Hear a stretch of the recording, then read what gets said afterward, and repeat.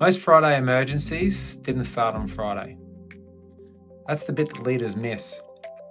The thing that blows up at 3:30 p.m. before the weekend usually started earlier. A comment on Monday, a wobble on Tuesday, a missed handover on Wednesday, a quiet concern that nobody had a place to put. Then by Friday, everyone's calling it a crisis. But it wasn't born as a crisis. It became one because it had nowhere to go. A lot of team leaders spend their week responding to the explosion, the staffing issue, the client situation, the upset parent or stakeholder, the team tension, the behaviour that escalated, the decision that suddenly can't wait. And because it's urgent, by then, it gets all the attention. Everyone rallies, the leader jumps in, the problem gets handled, sort of. Then the weekends, everyone's exhausted and nobody has the energy to ask the useful question, where did this actually start? Because most crises leave breadcrumbs. They don't usually appear out of nowhere. There were signs. Small ones, easy to miss when the week has no rhythm. And you've probably lived this. Someone says, I didn't want to bother you, or I thought it would sort itself out.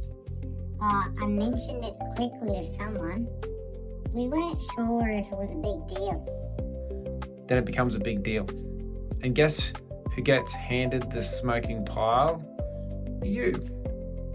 Now you're solving something that could have been steadied earlier, but instead it sat in the background collecting pressure. That's the pile up. It's not one thing, it's 5 small things that didn't have a proper place to land. And by the time they land on you, they've grown teeth. Lovely. Exactly what you need on a Friday afternoon. So here's a pattern that I'd look for. If issues keep becoming urgent late in the week, the team probably doesn't have a strong enough early warning rhythm. Not a meeting for the sake of a meeting, not more admin, a simple place where people can bring the small stuff before it becomes the big stuff. Because without that rhythm, people do what humans do. They wait. They hope it settles. They kind of motion it sideways. They carry it by themselves. They bring it up when it finally feels unavoidable. And then leaders end up thinking, why am I always dealing with crises? And sometimes the answer is because the team only has a pathway for problems once they're on fire. That's not a people problem, it's a rhythm problem. The trap is that some leaders get very good at crisis response.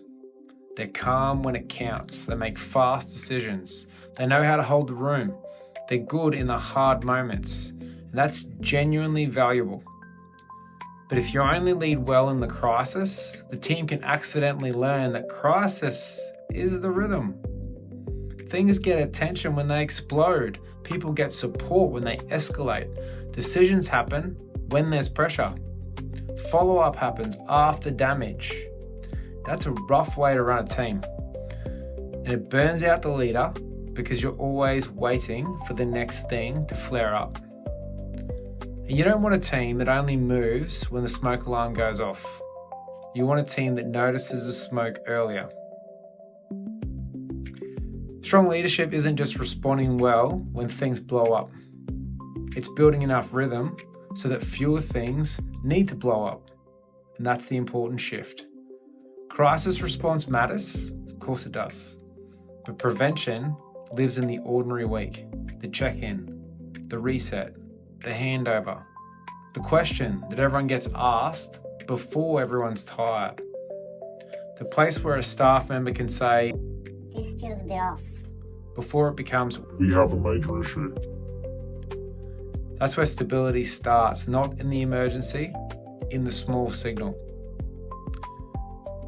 So here's a simple one to use this week. At your next team check-in or weekly reset, ask these 3 questions. What's starting to wobble? What are we hoping will sort itself out? What needs attention before Friday? That's it. 3 questions. And they'll tell you a lot. Because the team often knows where the pressure is building. They just haven't had a clean rhythm for naming it. And please don't make this weird or heavy. You don't need a 19-page risk assessment and a laminated drama triangle. Just make it normal to spot the small stuff. What's starting to wobble? That question alone can save you from 3 future fires. Build the rhythm.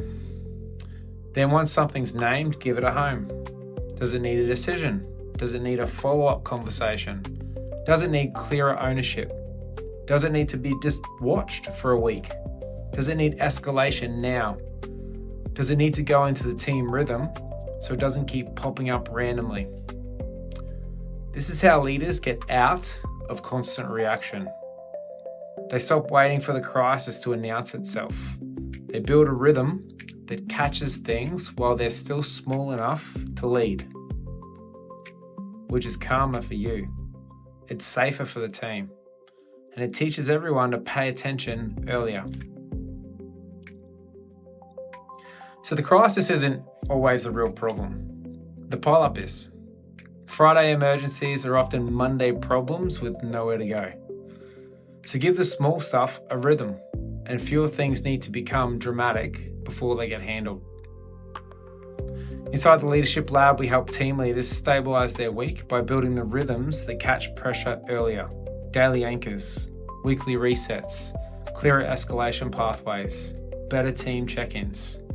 If you want the details, the link's in the pinned comment. And if you're tired of spending Friday cleaning up things that started days ago, this is a really good step for you. Don't wait for the fire.